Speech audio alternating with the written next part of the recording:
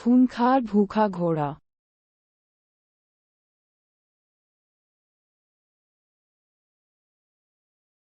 एक दिन राजा कृष्णदेव राय के दरबार में अरब देश का एक व्यापारी आया।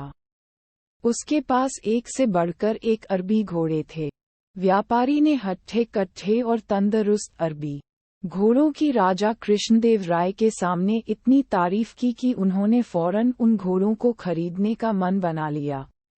अच्छी कीमत देकर व्यापारी से सारे घोड़े खरीद लिए गए। व्यापारी खुशी खुशी वापस चला गया। महाराज बहुत खुश थे, लेकिन जब घोड़ों को रखने की बात सामने आई तो समस्या खड़ी हो गई। सारे अस्तबल पहले से ही भरे हुए थे, उनमें नए घोड़ों को रखने का स्थान नहीं था। इस समस्या का निदान राजगुरु के सुझाया। राजगुरु ने महाराज को परामर्श दिया कि जब तक इस घोड़ों को रखने एक लिए नया अस्तबल तैयार न हो जाए, क्यों न एक एक घोड़ा हम मंत्रियों, दरबारियों और प्रजा में बांट दे। वे उन घोड़ों की देखभाल करेंगे और उसके बदले हर महीने उन्हें एक स्वर्ण मुद्रा दी जाएगी। महाराज को राजगुरु की ये सलाह जंच गई और उन्होंने वे घोड़े अपने मंत्रियों और दरबारियों में बंटवा दिए। जो घोड़े बचे वे प्रजा में बांट दिए गए। महाराज का आदेश था, इसलिए सब लोग चुपचाप घोड़े लेकर अपने अपने घर चले गए। 1 स्वर्ण मुद्रा में उन घोड़ों के चारे का प्रबंध करना और उनकी देखभाल करना बहुत कठिन था। लेकिन वे राजसी घोड़े थे, इसलिए उनकी देखभाल में कोई कोताही नहीं बरती जा सकती थी। सब अपना पेट काटकर घोड़ों की देखभाल करने लगे। एक घोड़ा तेनालीराम को भी मिला। उसने वह घोड़ा अपने घर ले जाकर एक छोटी सी अंधेरी कुटिया में बांध दिया। उस कुटिया में छोटी सी एक खिड़की बनी हुई थी। उस खिड़की से तेनालीराम रोज शाम थोड़ी सी सूखी घास घोड़े को खिलाया करता था। घोड़ा दिन भर भूखा रहता था, इसलिए जैसे ही शाम को खिड़की से सूखी घास देखता, लपककर उसे खा जाता। दिन बीतते गए और वह दिन भी आया जब अरबी घोड़ों का अस्तबल बनकर तैयार हो गया।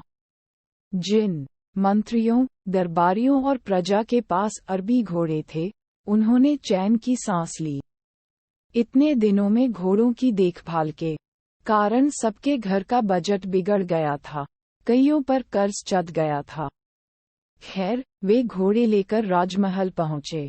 इधर तेनालीराम जब राजमहल पहुंचा तो उसका घोड़ा नदारद था।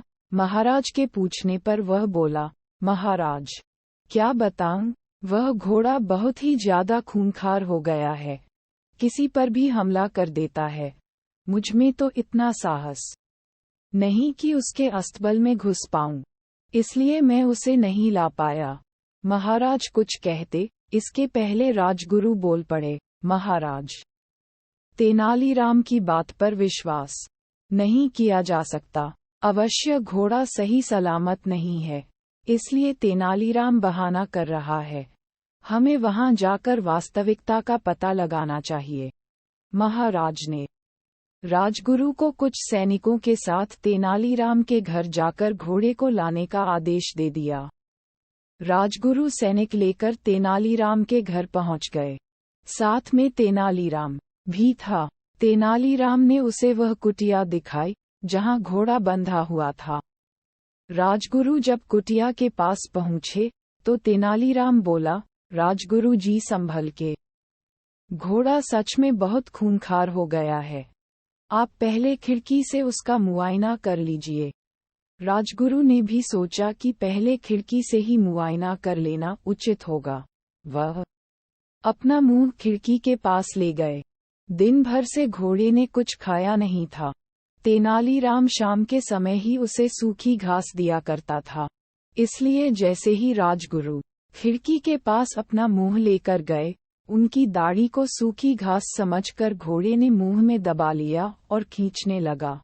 राजगुरु दर्द से चीख पड़े। ये देख तेनालीराम बोला, मैंने कहा था न राजगुरु जी की घोड़ा बड़ा खूंखार हो गया है। राजगुरु क्या कहते? बस दर्द से चीखते रहे और अपनी दाढ़ी छुड़ाने का प्रयास करते रहे। किंतु भूखा घोड़ा भी दाढ़ी छोड़ने तैयार नहीं था। आखिरकार सैनिकों द्वारा तलवार से दाढ़ी काटकर अलग कर दी गई। तब राजगुरु की जान छूटी। उसके बाद राजगुरु ने सैनिकों को आदेश दिया कि वे घोड़े को पकड़कर राजमहल ले चलें। घोड़े को राजमहल में महाराज के सामने ले जाया गया। राजा ने जब घोड़े को देखा तो आश्चर्यचकित रह गए। इतने महीने ढंग से कुछ खाने पीने को न दिए जाने के कारण उसका शरीर सूख गया था और वह एकदम मर्यल दिख रहा था। अपने घोड़े की ये हालात देख महाराज बहुत क्रोधित हुए और तेनालीराम से बोले, ये क्या हालत कर दी तुमने घोड़े की? तेनालीराम बोला, महाराज, एक स्वर्ण मुद्रा में मैं इसे जितना दाना पानी दे सकता था उतना मैंने दिया। बाकी लोग आपके डर से अपना पेट काट काट कर घोड़े की देखभाल करते रहे।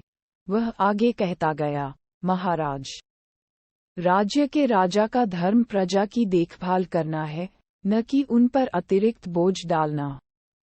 इन घोड़ों की देखभाल करते करते और उन्हें बलवान व तंदुरुस्त बनाए रखने में आपकी प्रजा दुर्बल हो गई है।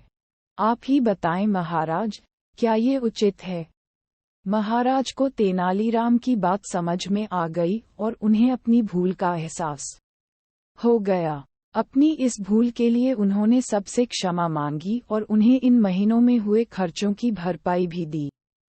सीख अच्छी तरह सोच विचार कर ही किसी निर्णय पर पहुंचना चाहिए, जल्दबाजी में नहीं।